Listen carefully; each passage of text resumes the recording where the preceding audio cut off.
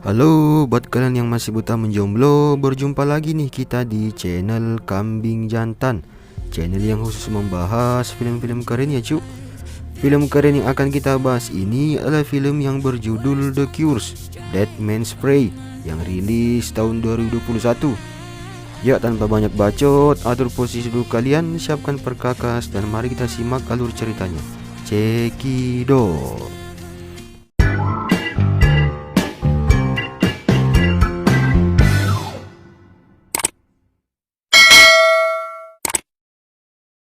Di awal film kita diperlihatkan seorang pria yang sepertinya dalam keadaan mabuk tengah pulang ke rumahnya.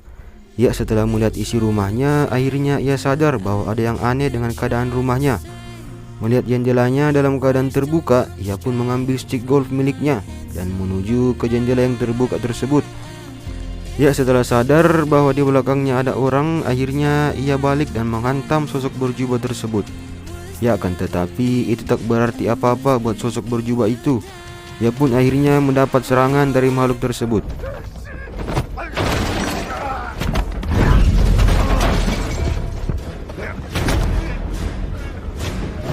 Ya, setelah mendapat serangan, akhirnya ia mencoba melakukan panggilan darurat, namun sayangnya itu tak menolong nyawanya.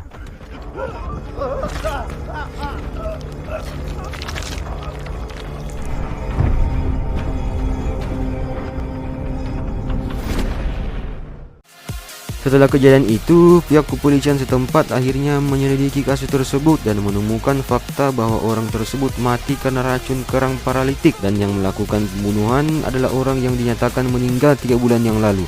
Mendengar itu, polisi pun kaget dan The Cures pun dimulai. Di sini kita melihat sebuah stasiun radio tengah menyiarkan siaran langsung bersama seorang gadis cantik yang merupakan seorang reporter sekaligus penulis buku. Gadis ini bernama Im Jin Hee. Ya, saat membuka sesi telepon, akhirnya ada seorang pria yang bergabung lewat telepon. Pria yang tak ingin diketahui namanya ini ingin berbicara kepada reporter Im dan menyampaikan tentang kasus pembunuhan beberapa hari yang lalu dan mengatakan bahwa ia adalah pelaku sebenarnya. Ia pun menawarkan dirinya untuk diwawancarai oleh reporter Im.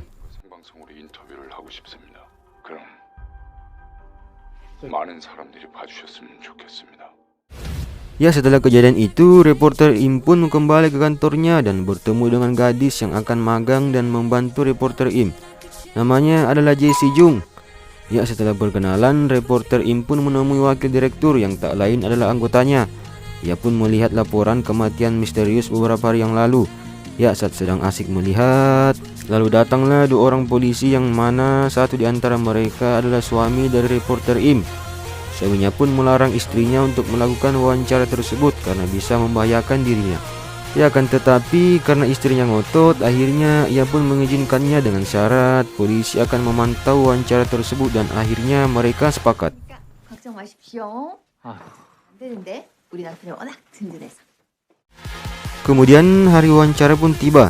Para kru tengah melakukan persiapan, begitupun para polisi tengah berjaga mengawasi acara tersebut. Lalu terlihat seseorang yang masuk ke gedung tersebut dan menuju ruangan tempat sesi wawancara akan dilaksanakan. Setelah datang, reporter Im pun menyambutnya dan memakaikan mic ke orang misterius itu.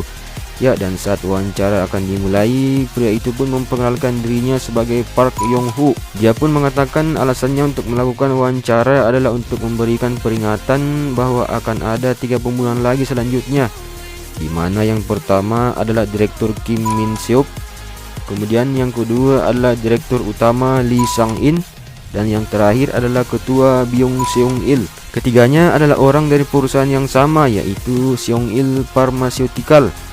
Dia mengatakan bahwa untuk menghentikan pembunuhan ini, Ketua Byung Seung harus meminta maaf di media secara langsung.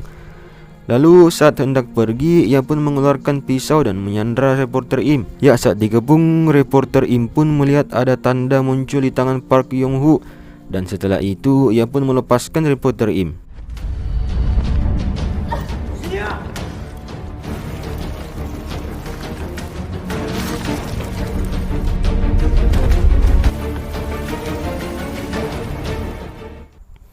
Setelah kejadian tersebut, di sini kita melihat para petinggi perusahaan Seong-il Pharmaceutical sedang menonton tayangan wawancara tersebut. Di situ nampak dua orang yang dimaksud oleh Park Yong-hu, yaitu Kim Min-seop dan Lee Sang-in. Melihat hal ini, Kim Min-seop pun nampak panik karena dirinya dalam ancaman. Lalu seorang perempuan yang ada di situ mencoba menenangkannya. Wanita ini adalah Byung Mi-yong, sang wakil direktur yang tak lain adalah anak dari ketua Byung Seng-il. Perusahaannya sedang bekerja sama dengan perusahaan Amerika dan jika ini gagal, mereka akan rugi triliunan won. Lalu kemudian polisi pun mendatangi kantor Seong-il dan memberikan beberapa pertanyaan kepada mereka. Ternyata Park Yong-hu adalah mantan ketua tim penelitian di perusahaan tersebut. Ia dinyatakan hilang dan tak pernah kembali ke rumahnya. Polisi pun ingin memeriksa CCTV labnya, namun tak bisa karena lab itu sudah lama tak beroperasi. Hal itu pun membuat polisi semakin curiga. 이경우 씨가 왜 이런 식으로 승일 제약에 공개 사업 수사팀 통해서 내부 조사 해보겠습니다. 저희 아버지도 걱정이. Lalu kemudian kita melihat seorang pria tengah menjelaskan seputar ritual membangkitkan mayat di depan reporter Im dan kawan-kawan. Setelah meneliti gambar simbol di tangan mayat itu, ia pun menyimpulkan bahwa kemungkinan besar pelakunya adalah orang dari Indonesia. 두꾼. 에서는 이런 흑마술을 쓰는 주술사 두꾼이 두꾼 산대. Selanjutnya kita melihat wakil direktur tengah bertemu dengan salah seorang tahanan yang merupakan orang yang menyuplai para tunawisma untuk dijadikan objek penelitian. Ia pun menjelaskan bahwa ia juga mengumpulkan pemukim ilegal dan tak tanggung-tanggung jumlah mereka sangat banyak. Kemudian hari pembunuhan yang dimaksud oleh Park Yong-hu pun tiba. Yang terlihat kantor Seong-il dijaga oleh pasukan khusus kepolisian. Lalu terlihat seorang berjubah muncul dan mencoba masuk. Ia pun dihentikan oleh polisi, namun polisi itu pun dilumpuhkan. Lalu di sisi lain muncul juga dengan jumlah yang cukup banyak. Yang melihat itu, polisi pun membentuk blokade untuk menghalang mereka, namun itu tak berhasil.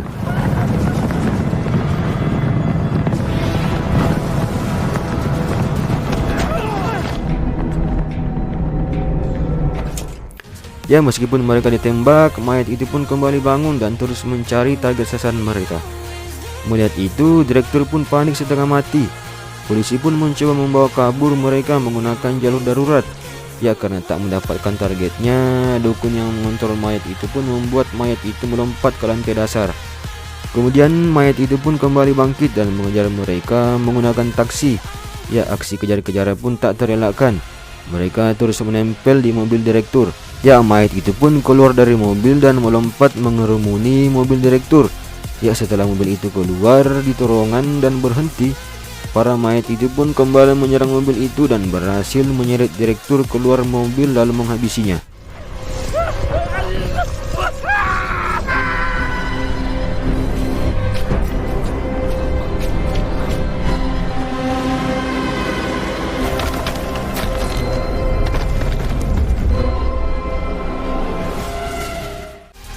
Setelah kejadian itu, direktur utama bertemu dengan ketua dan membahas soal kematian Kim Min-seok. Ya, direktur utama pun meminta ketua untuk meminta maaf kepada para korban dari penelitian mereka. Ya, kan tetapi ketua tetap enggan meminta maaf dan tidak merasa bersalah karena hanya menjalankan sebuah bisnis. Ya, ketua pun ingin berdiskusi dulu dengan putrinya Mi-yong. Mendengar itu, Lee Song-in pun kecewa dan meninggalkan Pak Ketua. Di luar ia bertemu dengan Mi-yong yang tak lain adalah keponakannya sendiri. Ya, Lee Sang-in pun menyuruh Mi-yong untuk bertanggung jawab atas kekacauan ini. Ya, kan tetapi Mi-yong tetap ngotot dan tak mau menyerah dengan musuhnya. 하니까 살인자가 우리를 만만하게 보는 거잖아요. 하여튼 나이 들면 핑계만 들어가지고. Lalu kemudian di sini kita melihat reporter Im dan kawan-kawan tengah berdiskusi soal cara menghentikan ini semua. Wakilnya pun mengatakan bahwa saat ia mewawancarai salah satu tahanan yang merupakan orang yang mengumpulkan objek penelitian, tahanan itu pun mengatakan bahwa ada seseorang yang datang menemuinya dan bertanya soal keluarga yang bekerja di sana. Orang itu sepertinya berasal dari Asia Tenggara dan penampilannya seperti orang yang beragama. Lalu selanjutnya Lee Sang-in pun mendatangi kantor mereka dan mereka pun melakukan wawancara dengan Lee Sang-in.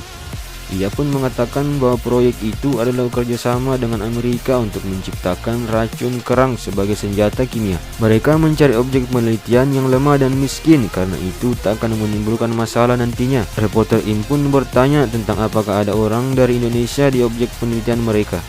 Namun direktur utama tak tahu pasti soal data dari objek mereka dan akhirnya ia memberikan sebuah dokumen data semua objek penelitian mereka. Setelah direktur utama pergi, mereka kembali mencari tahu keberadaan dukun itu.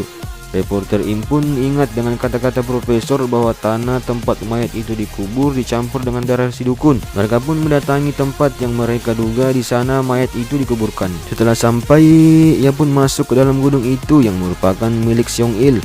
Di dalam gedung, ia menemukan sebuah ruangan yang di dalamnya adalah gambar simbol yang dibuat dari tanah. Mereka pun kembali melanjutkan pencarian mereka hingga akhirnya mereka bertemu dengan rombongan mayat hidup itu. Mereka pun lari dari kejaran mayat itu. Ya, setelah selamat, mereka pun kembali bertemu dengan satu mayat hidup dan menyerang mereka.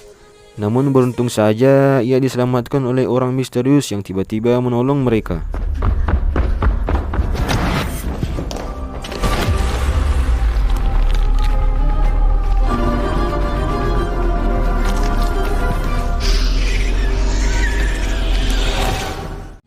Ya, wanita ini adalah Sojin. Ia adalah adik angkat reporter IM. Mereka bertiga pun kembali lari dan bersembunyi di sebuah ruangan. Di dalam ruangan itu, Sojin menggambar sebuah simbol di lantai. Ya, setelah selesai, ia pun mengajak IM untuk masuk. Ternyata itu adalah perisai pelindung.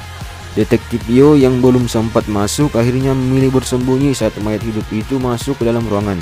Melihat detektif Yo dalam bahaya, Sojin pun keluar dari persembunyiannya dan menghabisi satu persatu mayat hidup itu.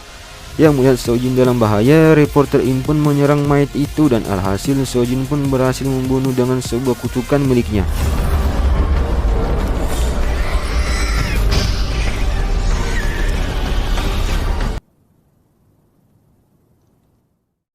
Kemudian kita melihat Lee Sang-in ditemukan tewas bunuh diri di ruangan miliknya. Lalu terlihat Mi Yong menelpon ke kantor reporter IM untuk melakukan wawancara dan sang ketua akan meminta maaf di depan umum. Mengetahui itu, reporter IM pun bergegas datang untuk melakukan wawancara, sementara Sojin tetap tinggal untuk mencari dukun itu. Lalu di sini kita melihat Sojin bersama profesor dan detektif mendatangi simbol yang ada di dinding tadi. Di situ nampak ada tulisan berbahasa Indonesia dengan kata tidak ada. Saat Sojin menghapusnya, lalu tiba-tiba ruangan itu pun berubah bentuk. Lalu di sisi lain kita melihat ketua tengah melakukan siaran langsung dan meminta maaf. Reporter IM pun terlihat kesal dan menyuruh Pak Ketua untuk meminta maaf kepada seluruh korban dari ambisi perusahaan miliknya. 피해자인 그 사망자들과 그들의 가족에게 하셔야죠. 사과를 해야 하는 거지? Di sisi lain, kita melihat wakil direktur yang tengah memeriksa catatan korban dikagetkan dengan melihat data milik Jason. Ia pun langsung memberitahu reporter IM. Melihat itu, ia pun kaget dan melihat di tangan Jason muncul sebuah simbol seperti mayat hidup lainnya. Jason pun bertanya ke reporter IM bahwa apakah permintaan maaf dari Pak Ketua itu tulus atau bohong. 가족 먹여 살리겠다고 뭐든지 했던 아이야. 근데 니들은 Ia pun berjalan dan hendak membunuh Pak Ketua. Akan tetapi Pak Ketua masih bisa kabur. Lalu di sisi lain kita melihat Sojin sudah berhasil menemukan lokasi dukun itu dan berusaha menghentikan dukun itu. Lalu kemudian di sini kita melihat Jason terus mengejar Pak Ketua. Meskipun dihentikan dan dihadang oleh banyak orang, ia tetap bisa lolos dan berhasil menemukan Pak Ketua. Ya, setelah berhasil mengalahkan semua pengawalnya, ia pun masuk dan hendak membunuh Pak Ketua. Akan tetapi di sisi lain kita melihat Sojin yang bersusah payah untuk menghentikan dukun itu akhirnya berhasil menyentuh dukun itu, dan Jason pun gagal membunuh Pak Ketua. Lalu terlihat dukun itu nampak menangis di hadapan Sojin.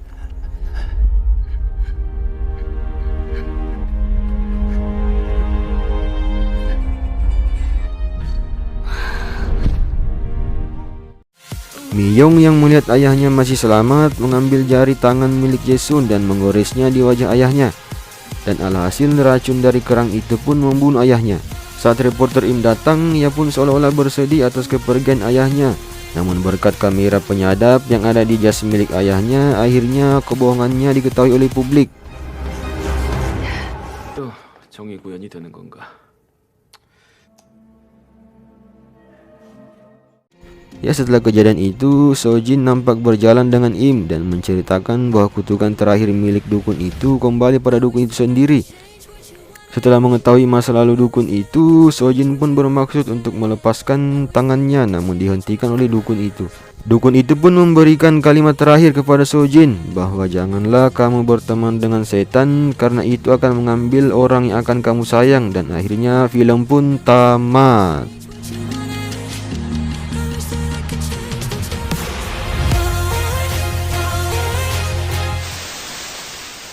Film ini cukup menarik, banyak penyajikan adegan-adegan seru yang cukup membuat kita sedikit menahan napas.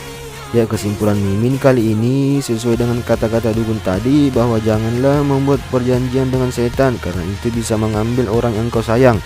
Terima kasih sudah menonton dan wassalam.